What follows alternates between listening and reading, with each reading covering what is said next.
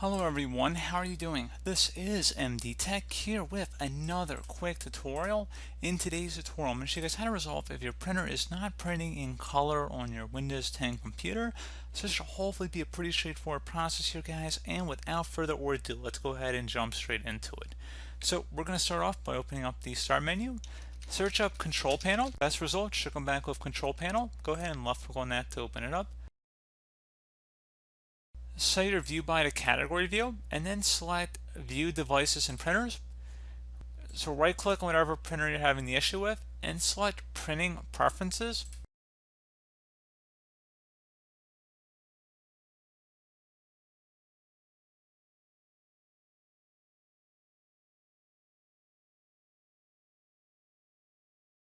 So underneath additional features, if grayscale printing was enabled or checkmarked, you want to uncheck that option. So just uncheck it. Or if you also saw a color option, you might see that too. Different printers have different settings, so just remember that.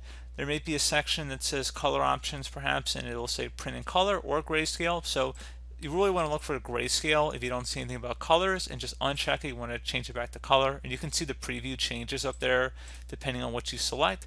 And again, you might have to go through some of these options here too. You can see grayscale printing's in here too. You can uncheck that. So again, they usually try and make it as simple as possible for you, but there's usually a few different places to locate this stuff.